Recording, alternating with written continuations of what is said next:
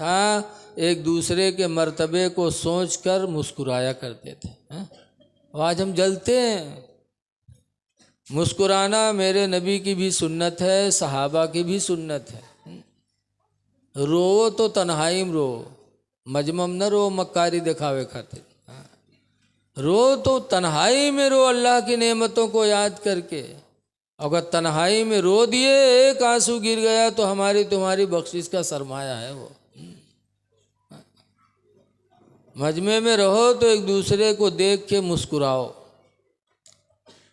रसूलुल्लाह सल्लल्लाहु अलैहि वसल्लम के सामने एक दिन खजूर थाली में लाई गई।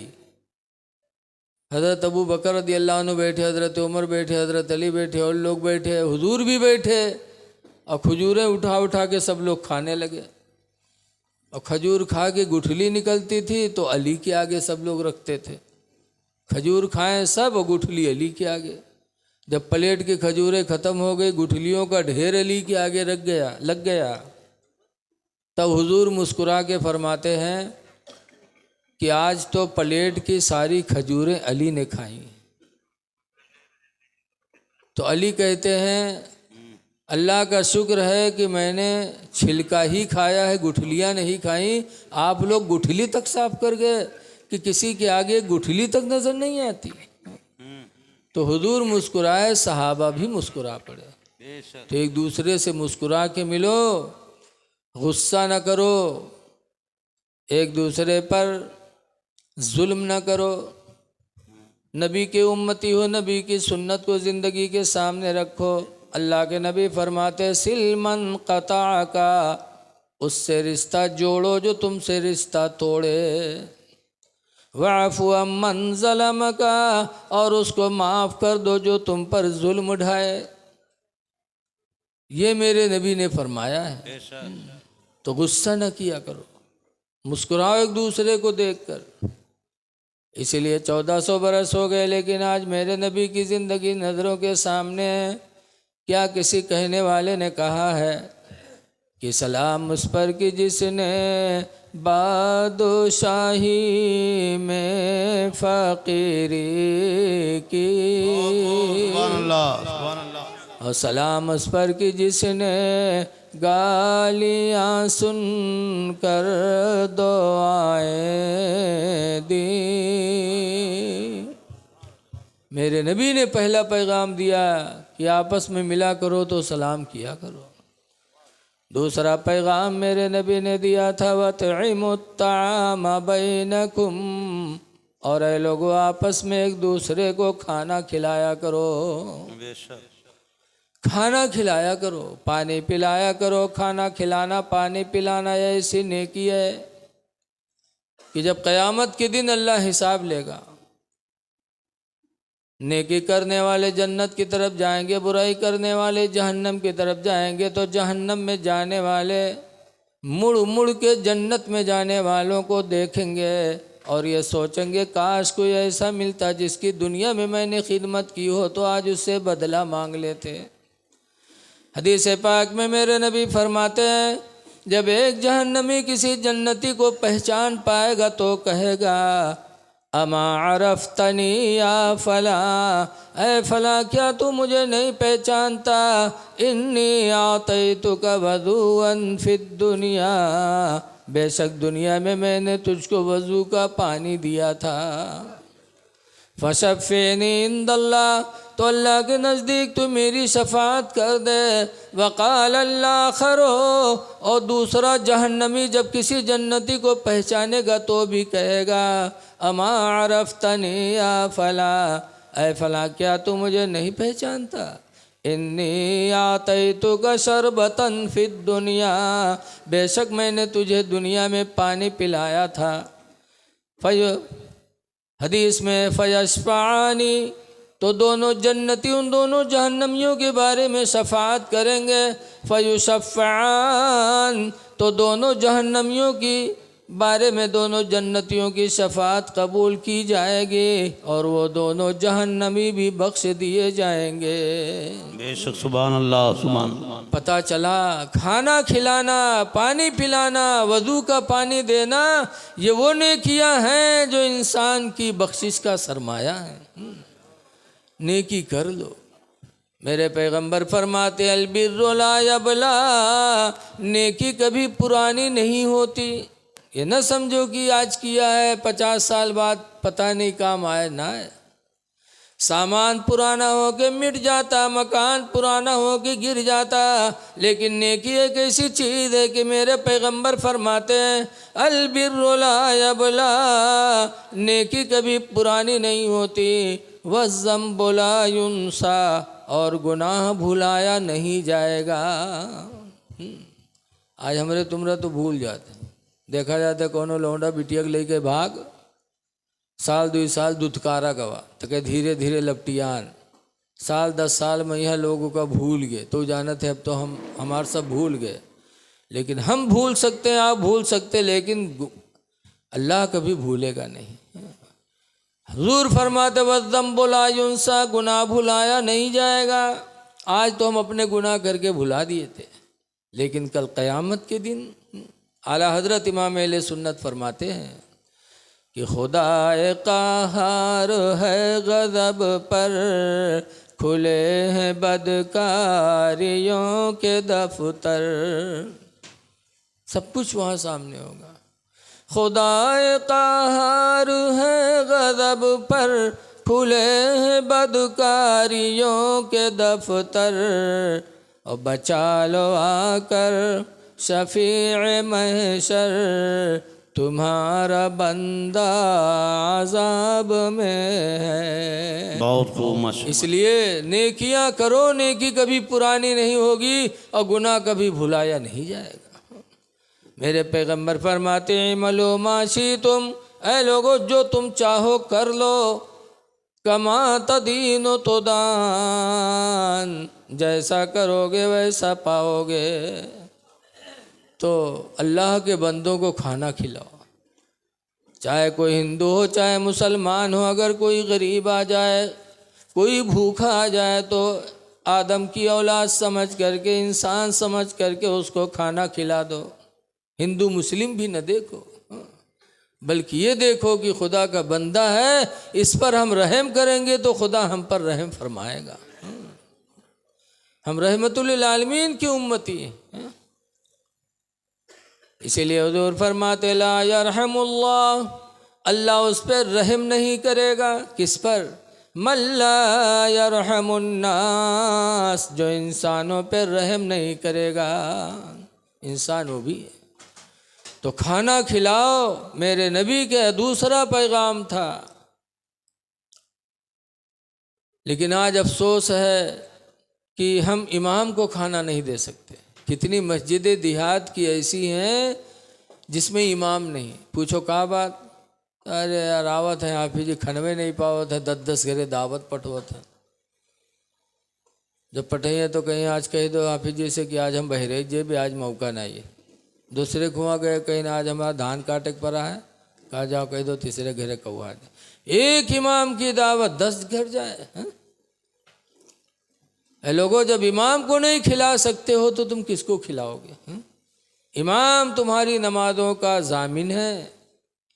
हदीस पाक में हुजूर फरमाते अल इमाम ज़ामिनुन वल मुअज्जिन मुअतमिनुन, इमाम तुम्हारी नमाजों का जामिन है और मुअज्जिन तुम्हारी नमाजों का अमीन है।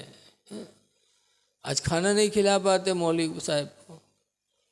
एक गांव रहा है, मौलाना अबू नूर बशीर लिखते हैं कि इमाम साहब गांव मस्जिद में रहा है तो गांव भर उनका चंदा दे, गांव भर दावत दे, लेकिन एक घर वो गांव में ऐसा रहा है कि वो घर वाला ना इमाम साहब के तनख्वाह दे, न कभू खाना पूछिस।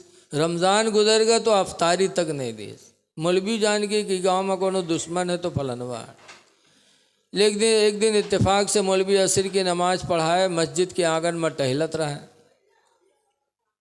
अल्लाह की मर्जी की उसी घर से, जिस घर से कभू अफ्तारी तक नहीं, वही घर से छोटा लड़का मिट्टी का कूड़ा, तसला की तरह होता है मिट्टी का, मिट्टी का कूंडा सर पर लिए और ऊपर से कागज ढके और मस्जिद की तरफ चला आवे।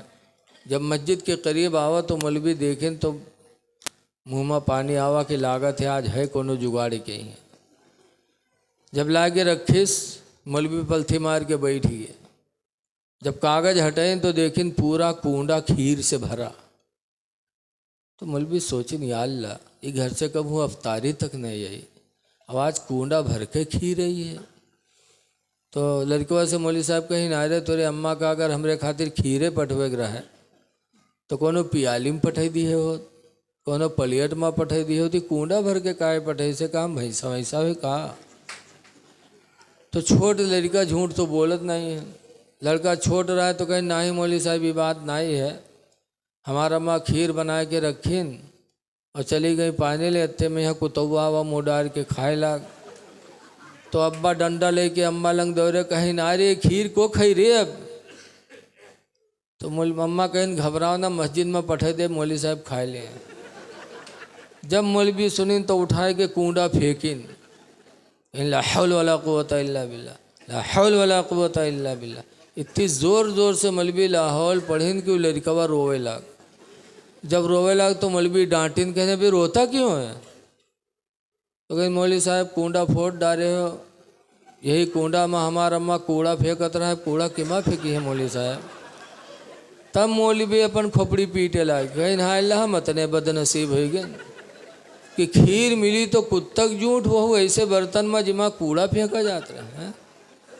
अफसोस हाय अफसोस, अपने इमाम को हम वो चीज़ खिलाएं जो गंदगी हो, गंदी हो, जो हमें पसंद ना है। ऐ लोगो अल्लाह के बंदों की मदद करो उस चीज़ से जो तुम्हें पसंद हो। अल्लाह कुरान करीम में फरमाता लन तनालुल बिर्रा, हरगिज़ हरगिज़ तुम नेकी पाओगे नहीं, हत्ता तुनफिको मिम्मा तुहिब्बून, जब तक कि अपनी महबूब चीज़ को खुदा के नाम पर खर्च नहीं करोगे।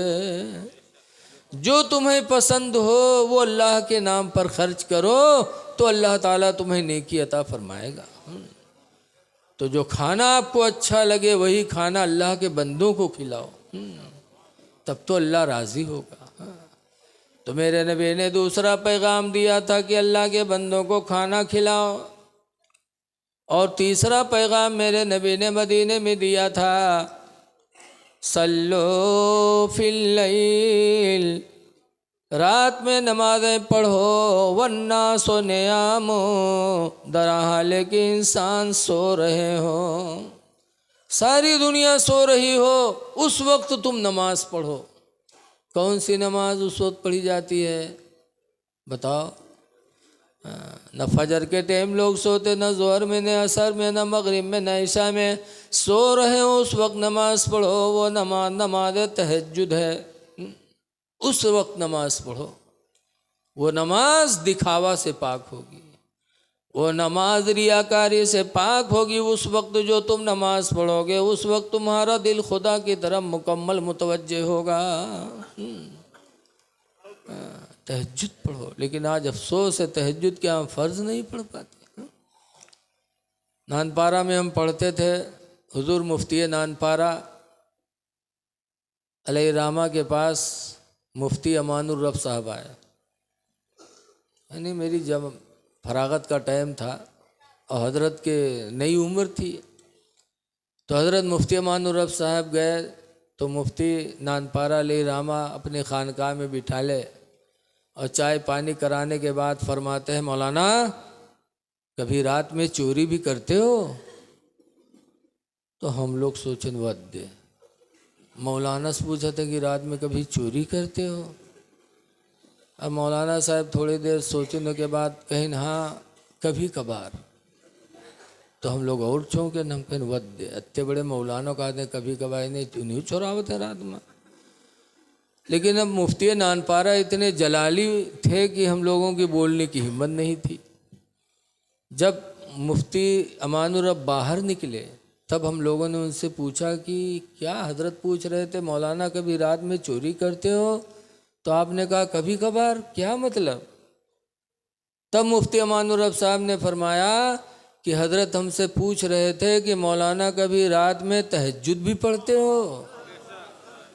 तो हमने कहा था कभी कभार। नमाज वही होती है जो जिसमें मोमिन का लगाव खुदा से हो। इसीलिए 18वां पारा के शुरू में अल्लाह फरमाता क़द अफ़लहल मोमिनून, वो ईमान वाले कामयाब हो गए, मोमिन कामयाब हो गए। कौन? अल्लज़ीना हुम फ़ी सलातिहिम ख़ाशिऊन, जो नमाजी, जो ईमान वाले अपनी नमाज़ों में खुशू करते हैं। खुशू का मतलब ये है कि नमाज इस तरह पढ़ते कि वो अल्लाह को देख रहे हैं, अल्लाह उनको देख रहा है। ये है खुशू का मतलब। पढ़ा है लोगों ने। आज हम लोगों का हाल तो अजीब है। बहुत पहले खन्नापुरवा जहाँ हम रहते हैं बत्ती नहीं थी। ईशा की नमाज हम पढ़ा रहे थे, मोमबत्ती जलत रहा है, तीसरे रकात में मोमबत्तियाँ बुझाए गए तो अंधेरा। जब चौथी रकात के सजदा में यहाँ गए, पहले सजदा में यहाँ सर रखें, बदवीन मरतबा सुबहान रब्बियल आला कह पाएन कि उजेर लागे लाग। तो हम मन में सोचा अल्लाह उजेर कहाँ से आएगा। फिर जब सलाम फेरा तो देखा आगे बैटरी जले। तो हम कहीं नहीं बैटरी को जले सो। तो एक हाजी साहब कहें कि मौलाना साहब जब बत्तियाँ बुझाए गए रहा तो जब हम सजदे में पहुँचे तो हम ढूंढ के जला दिया रहा। अब बताओ, पढ़ा था नमाज और ढूंढा थे बैटरी। क्या ऐसी नमाज खुदा की जनाब में कबूल होगी? अल्लाह फरमाता वो ईमान वाले कामयाब हैं जो अपनी नमाजों में खुशू करते हैं और दिखावा भी नहीं होना चाहिए। बसरा एक शहर है, वहाँ एक बुजुर्ग रहते थे हज़रत इमाम हसन बसरी रहमतुल्लाह अलैह। एक दिन मुसल्ला उठाया और चले गए दरिया दजला के ऊपर। मुसल्ला बिछाया, पानी बह रहा है, दरिया के पानी पर इमाम हसन बसरी ने मुसल्ला बिछाया और अल्लाहु अकबर नियत बांध दिया। अब बसरा के लोगों ने देखा, ताज्जुब, हाय इमाम हसन बसरी दरिया दजला पे नमाज पढ़ रहे हैं। देखने वालों की भीड़ लग गई। तो उसी बसरा में एक औरत रहती थी। हमारी माँ बहनें सुन रही हों तो गौर करें, कैसी कैसी तुम्हारी बहनें इस दुनिया में गुजरी। उसी बसरा शहर में एक औरत थी राबिया। राबिया ने जब सुना कि इमाम हसन बसरी दरियाए दजला की पानी पे मुसल्ला बिछाए नमाज पढ़ रहे हैं और अल्लाह की मखलूक चारों तरफ से घेरे देख रही है, तो राबिया को जलाल आया। राबिया ने घर से मुसल्ला उठाया और गई वहाँ और इमाम हसन बसरी के सर के ऊपर फिज़ा में मुसल्ला बिछा के और नियत बांध दिया। फिज़ा में पानी पे तो कपड़ा बिछाना आसान है, जब तक नहीं भीगेगा नहीं डूबेगा, लेकिन फिज़ा में कोई चीज़ बिछा देना, बोलो अब ये पैप न लगे हो ऐसे सामियाना कोई तान देगा? नहीं तनेगा। राबिया बसरिया ने मुसल्ला अपना ले जाकर इमाम हसन बसरी के सर के ऊपर काफ़ी दूर मुसल्ला बिछाया और फिज़ा में नमाज पढ़ने लगे। अब लोगों ने देखा, कहा अरे ताज्जुब पर ताज्जुब कि हसन बसरी ने दरियाए दजला पर मुसल्ला बिछा के नमाज पढ़ी और राबिया ने तो और ताज्जुब कर दिया, फिज़ा में मुसल्ला बिछा के नमाज पढ़ रही हैं। इमाम हसन बसरी की नमाज ख़त्म हुई, देखा, कहा राबिया फिज़ा में मुसल्ला बिछा के नमाज पढ़ती है। तब राबिया ने कहा था हसन बसरी तुम्हारे घमंड को तोड़ने के लिए मैंने किया, तुम्हारे दिखावा को तोड़ने के लिए मैंने किया है। ए हसन बसरी, अगर नमाज पढ़नी थी तो मस्जिद में पढ़ते, अगर नमाज पढ़नी थी तो घर में पढ़ते, दरियाए दजला पर नमाज पढ़ने की ज़रूरत क्या थी? तुम दिखाना चाहते हो कि मेरी विलायत इतनी बड़ी है, तो मैंने तुम्हारे घमंड को तोड़ने के लिए फिज़ा में मुसल्ला बिछाया। क्या हसन बसरी, दरियाए दजला पर मुसल्ला बिछाना तो आसान है, लेकिन फिज़ा में मुसल्ला बिछाना आसान नहीं है। ऐसे ही सी औरतें भी दुनिया में आई हैं। क्या उनके अंदर अल्लाह का खौफ पैदा था? इसीलिए राबिया बसरिया एक दिन चली तो एक हाथ में आग, एक हाथ में पानी, एक हाथ में लोटिया में पानी ली थी, एक हाथ बर्तन में आग लिया और जा रही थी। किसी ने पूछा राबिया कहाँ जा रही हो? तो कहा इस पानी से जहन्नम की आग बुझाने जा रही हूँ और इस आग से जन्नत को जलाने जा रही हूँ। ऐसा क्यों? तो राबिया बसरिया का ईमान देखो, कहती है मुझे तकलीफ होती है कि लोग नमाज पढ़ते हैं तो जन्नत की लालच में और जहन्नम से बचने के लिए, अल्लाह को राज़ी करने के लिए नहीं पढ़ते। ज़कात देते हैं तो जन्नत के लालच में, जहन्नम के डर से, खुदा के डर से लोग नहीं करते। इसलिए मैंने आज सोचा जन्नत को जला दूं, जहन्नम को बुझा दूं, ताकि अब नमाज रोज़ा जो हो वो खुदा की रज़ा के लिए हो। ऐसी ईमान वाली औरतें भी दुनिया में आई हैं। इसलिए लोगों नमाज़ें पढ़ो। मेरे पैगंबर फरमाते हैं रात में जब अल्लाह के बंदे सो रहे हों, मतलब यह है कि अपनी नमाज़ों में दिखावा न करो, कोई नेकी न दिखाओ, छुप के नेकी करो। हदीस पाक में अबू हुरैरा रदी अल्लाह अन्हु रवायत करते हैं कि अल्लाह के रसूल ने फरमाया आमाल में खुलूस पैदा करो, तुम्हारे दिलों को परखने वाला बड़ा दाना है, बड़ा अक्लमंद है। नबी करीम सल्लल्लाहु अलैहि वसल्लम की ज़िंदगी हमारे आपके लिए नमूने अमल है। देखिए आज हम गैरों को कहते हैं कि वो हम पर, हमारी इबादत खाना पर निगाह डालें। आपने कभी सोचा कि हम अपनी इबादत खाने को आबाद कर रहे हैं कि ढा रहे हैं? आज गैर ढाए तो हम कहते हैं शिकवा है, शिकायत है कि हमारी इबादत खाने को ढाते हैं, और हम ढा रहे हैं कि नहीं ढा रहे हैं मुसलमान होके? कम से कम इसको कभी आपने सोचा? हमारे तुम्हारे नबी सल्लल्लाहु अलैहि वसल्लम फरमाते हैं मुसलमान हो तो नबी के फरमान पर ईमान रखो। मेरे पैगंबर फरमाते हैं अस्सलातु इबादुद्दीन, नमाज दीन का खंभा है, नमाज दीन का खंभा है। फमन अक़ामहा फ़क़द अक़ामद्दीन, तो जिसने नमाज पढ़ लिया उसने दीन का खंभा गाड़ दिया। जिसने नमाज पढ़ा उसने दीन को कायम किया। वमन तरकहा, और जिसने नमाज छोड़ दी फ़क़द हदमद्दीन, तो उसने दीन को ढा दिया। ऐ नौजवानों सोचो कि नमाज छोड़ करके आप अपने दीन को ढा रहे हो या दीन को कायम कर रहे हो? ठंडे दिल से सोचो। इसलिए जलसा जुलूस कराने का मकसद ही यही है कि हमारी आपकी इस्लाह हो जाए। तो इसलिए ऐ नौजवानों नमाज़ों की पाबंदी करो, तभी हमारा दीन हम तक मुकम्मल रहेगा। आज हमारी नमाज़ें छूट रही हैं और हमको एहसास तक नहीं। एक बुजुर्ग थे बलख में जिनका नाम है इब्राहिम बिन अदहम। एक दिन सुबह रोने लगे, अब ऐसा रोए कि महल्ले के लोगों को लगा कि कोई मैयत हो गई। तो ऐसे मौके पर लोग घरों से निकलते हैं, सब निकल पड़े, इब्राहिम बिन अदहम के घर में जमा हो गए और वो रो रहे ज़ारो क़तार। लोगों ने पूछा इब्राहिम किसका इंतकाल हो गया, कौन मर गया जो आप रो रहे हो इतनी सुस्कियाँ बांध बांध कर? तो इब्राहिम बिन अदहम कहते मेरे घर में कोई नहीं मरा। कहा फिर क्यों रो रहे हो? कहा लोगों अगर आज मेरी औलाद मरी होती तो मैं इस तरह न रोता, मेरी बीवी मरी होती तो आज मैं न रोता, लेकिन अफसोस कि आज मेरी नमाज फजर चली गई, नमाज फजर जाने की वजह से रो रहा हूँ। ऐ लोगों वो भी हमारे तुम्हारे भाई थे, उनके दिल में खुदा का डर कितना था, एक फजर छूटी तो ये ऐसा रोए कि लगता है कि कोई इंतकाल कर गया। और आज हमारी पांचों नमाजें छूट रही, हमें एहसास तक नहीं। अल्लाह की रहमत देखो कितनी बड़ी है। मेरे नबी फरमाते हैं मन सल्ला सलातल ईशाई बिल जमाअती, जिसने नमाज ईशा जमात से पढ़ लिया और पढ़ के सो गया, हुजूर फरमाते फ़कान्नमा क़ाम निस्फ़ल लैल, तो गोया कि उसने आधी रात तक इबादत किया। ईशा की नमाज जमात से पढ़ के सो जाओ तो आधी रात तक इबादत का सवाब।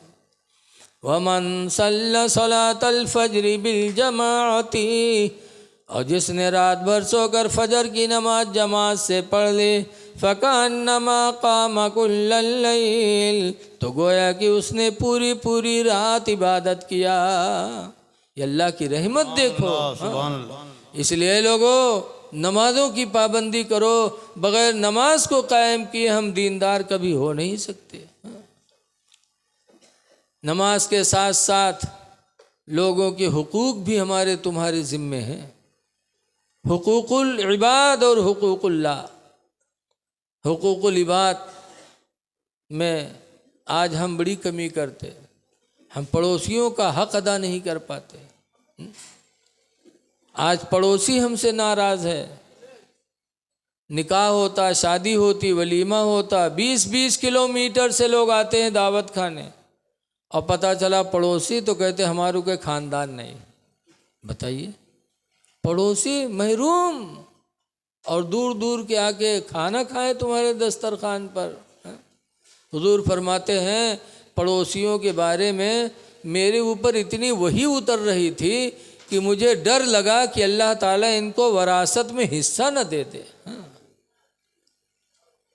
ऐ लोगों, अपने पड़ोसियों का ख्याल करो। हुजूर फरमाते हैं एक हदीस पाक में, मन काना मिनकुम मोमिना, तुम में का जो मोमिन हो, फलियकुरिम दैफा, तो चाहिए कि वो अपने मेहमान की इज्जत करे। फिर आगे फरमाते वला यूज़ा जारा, और जो मोमिन हो अपने पड़ोसी को तकलीफ़ न पहुँचाए, पड़ोसी को तकलीफ़ न पहुँचाए। पड़ोसी कैसा भी हो, हिंदू हो चाहे मुस्लिम हो, मुसलमान की पहचान मेरे नबी ने बताया है कि मोमिन वही है जो अपने पड़ोसी को तकलीफ़ न दे।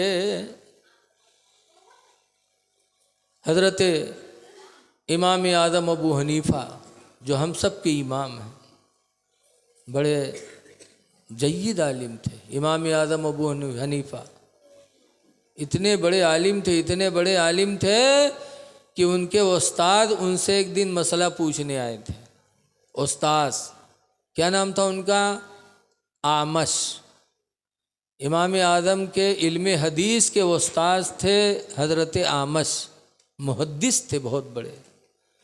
लेकिन एक हर घर में हालात पैदा होते हैं। उनके उस्ताद आमश की लड़ाई उनकी बीवी से हो गई। आमश मियाँ बीवी में तू मैं किए, मुहद्दिस थे लेकिन तू मैं हो गई। हर घर में तू मैं होती है। हम आपके सामने बगुला भगत बने बैठे हैं, लेकिन हमारे घरे जाओ पूछो तब पता चली कि हम कौन में रहन। हर घर में होता है। बोलो भाई, होता है कि नहीं होता है? अरे सब लोग कुंवारे में बैठे यार, कहा यार कुछ बोलो ना। हाँ ना है कि डरात हो कि घरे डांटे जाइयो कि हुआ जाए मौलाना से बताया है। हर घर में तू मैं होती। मुहद्दिस थे मदीने के हजरत आमश, लेकिन मियाँ बीवी में तकरार हुई, तू मैं भी, तो बोल चाल बंद हो गया। अब जब बोल चाल बंद हो गए तो एक दिन नहीं बोली, 2 दिन नहीं बोली, तीसरे दिन नहीं बोली, अब 3 दिन वही हुआ। तो हजरत आमश ने अपनी बीवी को डराया, बोल नहीं रही थी तो डराया, कहा सुन, अगर आज अज़ान फजर तक न बोली तो तुझे तलाक है, तलाक है, तलाक। आदमी के पास सबसे बड़ा हथियार आजकल यही रहा है, तलाक। ये डरावे खातिर बोल दी कि अब डराए जो बोल दी, और वह कह रहा है जो जला भुना, सोचिस कि अब आज से इनसे छुट्टी मिली। अभी सहारा देखे बैठे कि अब बोले, अब बोले। औका का औका तो जान उके छुटकारा पावे रहा है। आधी रात तक हजरत आमश ने इंतज़ार किया अपनी बीवी का कि अब बोल कर दे, अब बोल कर दे। जब आधी रात गुजर गई तब हजरत आमश डरे कि लगता है बोलेगी नहीं, और जहाँ फजर की अजान होगी कि मेरी तलाक पड़ जाएगी, मेरे निकाह से निकल जाएगी। अब ये परेशान कि करें क्या, कह चुके हैं, और 2-3 घंटा रह गया है, अभी फजर की अजान होगी, वो बोल ये मेरे निकाह से निकल जाएगी। तो हजरत आमश मुहद्दिस थे, लेकिन इस मसले की जानकारी के लिए अपने शागिर्द इमाम आज़म के घर गए। इमाम आज़म का दरवाज़ा खटखटाया, इमाम आज़म निकले, सलाम हुआ, पूछा हुजूर कैसे आना हुआ, इतनी रात में आप आए? तो मसला बताया। कहा बेटा ऐसा ऐसा मामला हो गया, मैं कह चुका था कि अगर अज़ान फजर तक न बोली तो तुझे तलाक है, तलाक है। बेटा मैंने डरवाने के लिए कहा था कि बोल दे, लेकिन वो बोलती ही नहीं, आधी रात हो गई है और थोड़ी देर बाद फजर की अज़ान होगी, बेटा मेरे निकाह से निकल जाएगी। क्या कोई शरीयत के अंदर है कोई सूरत कि तलाक न पड़े, मेरे निकाह में रह जाए? तो इमाम आज़म ने फरमाया एक सूरत है। कहा क्या? कहा आपने कहा है कि अज़ान फजर तक न बोली तो तुझे तलाक है, तलाक है, तलाक है। कहा जी। तो इमाम आज़म ने फरमाया जाइए और फजर से 1 घंटा पहले, यानी फजर का वक्त शुरू होने से 1 घंटा पहले किसी से अज़ान पढ़वाइए। कहा फिर? कहा जब 1 घंटा पहले फजर की, जब 1 घंटा पहले अज़ान होगी तो बीवी आपकी सुनेगी तो वो समझेगी कि फ़जर की अज़ान है, और वो फ़जर की अज़ान होगी नहीं। फ़जर की अज़ान तो वक्त शुरू होने के बाद होगी, और वो समझेगी कि फ़जर की अज़ान है। जैसे सुनेगी, आएगी आपसे महर वग़ैरह मांगेगी, कुछ ना कुछ बोलेगी, बस आपकी कसम भी नहीं पड़ेगी और वो आपके निकाह में बाकी रह जाएगी। हज़रत आमस ने सुना तो गए, वो 1 घंटा पहले बताए ना, बीवी के चक्कर में जाएगी 2 घंटा पहले शुरू कराए दी, रात ही में। और जैसे अज़ान हुई वो बीवी भी इंतज़ार कर रही थी। जैसे अज़ान हुई वैसे बीवी उठी और आई, आमद से सलाम किया और मुस्कुरा के कहती है कि हमारा आपका मामला साफ़ हो गया, अब मेरा हिसाब करिए। कहा काहे साफ़ हुआ? कहा काहे नहीं साफ़ हुआ? आपने कहा था अज़ान फजर तक न बोली तो तुझे तलाक है, तलाक है, तलाक है। अज़ान फजर तक नहीं बोली, अब फजर की अज़ान हो रही है, तलाक तुम्हारी पड़ गई, मेरा मामला साफ़ करो। तो हज़रत आमस बैठे मुस्कुरा रहे थे, तो कहते अभी मुस्की उसकी काम न बनी, हमारा मामला साफ़ करो, मैं चली। तो हज़रत आमस कहते कहाँ तलाक पड़ी? कहा क्यों? फजर की अज़ान होने लगी। तो हज़रत आमस कहते कहाँ फजर की अज़ान होने लगी? अभी फजर में तो 2 घंटा बाकी है, फजर का वक्त ही नहीं हुआ है, अभी तो रात है, ईशा का वक्त चल रहा है। कहा फजर का वक्त नहीं हुआ? जब देखा तो कहा हाँ है। तो ये फिर कैसी अज़ान है? तो हज़रत आमस ने कहा होगी कोई अज़ान, अज़ान तो ज़िक्र इलाही है। हुज़ूर ने फरमाया कि अगर औरत दर्द से में मुब्तला हो, बच्चा आसानी से पैदा ना होता हो तो अज़ान पढ़ो, अज़ान की बरकत से बच्चा आसानी से पैदा होगा। कोई मुसीबत हो, मुसीबत के वक्त अज़ान पढ़ो, अज़ान की बरकत से अल्लाह मुसीबत को दूर करेगा। इमाम हज़रत आमश कहते होगी कोई अज़ान? अज़ान तो ज़िक्र इलाही है, जब जिसका जी चाहे कहे। तो उनकी बीवी तलाक से बच गई। इतने बड़े इमाम आज़म अबू हनीफा कि वो उस्ताद मसला पूछे, लेकिन उनका पड़ोसी एक यहूदी था, बड़ा जालिम था। यहूदी नबी के ज़माने में भी इस्लाम के दुश्मन थे और आज भी दुश्मन। हज़रत आमस के बगल में एक यहूदी था, हज़रत इमाम आज़म को तंग करता था, गाली भी दे देता था, परेशान करता था, लेकिन इमाम आज़म कभी उसका जवाब नहीं देते थे। क्यों? नबी के हुक्म पर अमल था, वाफ़ु अम्मन ज़लामा का, माफ़ कर दो उसे जो तुम पर जुल्म करे। इमाम आज़म माफ़ करते थे। कुछ दिनों के बाद ऐसा भी टाइम आया कि 1 हफ्ता गुजर गया, हज़रत इमाम आज़म ने उस यहूदी को नहीं देखा।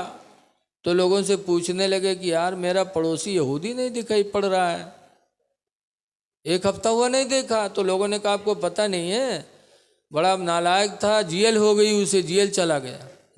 ए बेटा ये चले आ यार इधर, जेल चला गया, वो जेल गया।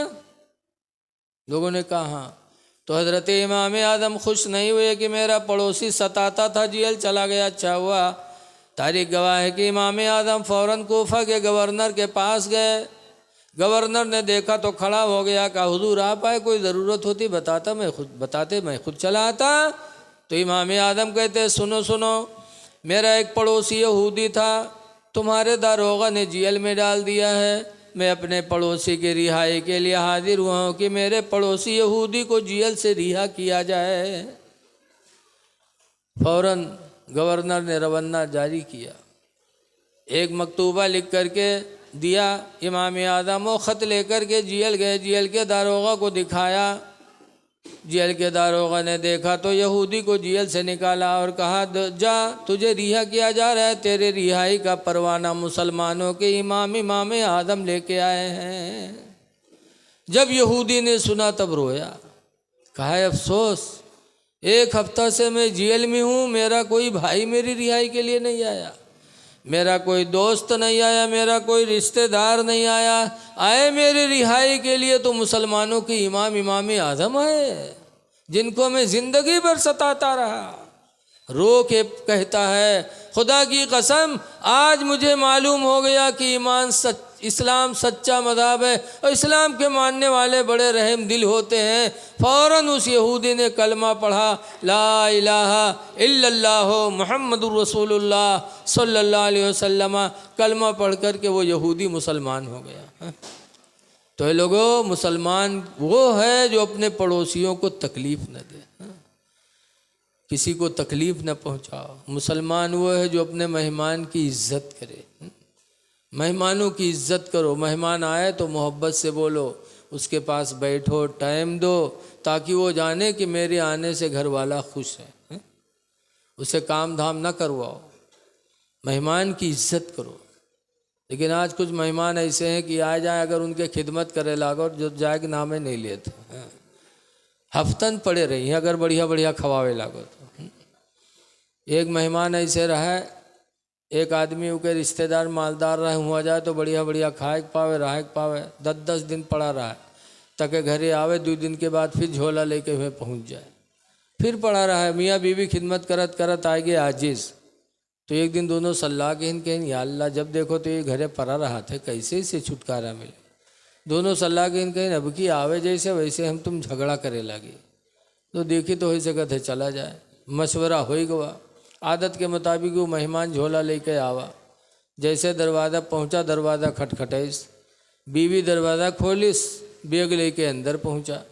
ब बीवी के गिलास उठावे, ब बर्तन गिराए दिस, बर्तन खड़बड़ाने तो मर्दबा डांटिस, भाई हो कुछ बोली, ब फिर वो कुछ बोला, ब दोनों में है तो मैं में हो लागो, तो मैं में हो तो मारपीट चालू हो गया। जब दोनों में मारपीट चालू हो गए, औरतिया रोवे लाग, तो मेहमान सोचिस या अल्लाह हम ना आए हुए नई नौबत आवत, कुछ आया लाग उके। वह उठा बैग लेके चल दीस। जैसे घर से बाहर निकला, वह औरतिया पहुँची, दरवाज़ा बंद कीस और बंद करे के बाद अपने आदमी से कहा था कि अल्लाह का शुक्र है कि हम तुम प्रोग्राम में कामयाब हो गए, आज छुट्टी मिल गई इसे। तो मर्दवा कहा था हम कत्ते होशियार हैं, तुमका मारा बहुत है लेकिन चोट नहीं लागे दी है। तो औरतिया कहते हम बहुत होशियार हैं, रोई बहुत है लेकिन आंसू यक्को नहीं है। तो बाहर खड़ा रहा, कहते गए हमू नहीं हैं, दरवाज़ा खोलो। हाँ, गए हमू नहीं हैं। बताओ, ऐसे ऐसे जब मेहमान मिल जाएंगे तो कहाँ तक आदमी मेहमानी करेगा। हाँ? इसलिए किसी के दरवाजे पर मेहमान बनो तो किसी के लिए मुसीबत न बनो। हाँ? एक दूसरे के हुकूक का ख्याल रखो। हाँ? ऐ लोगों,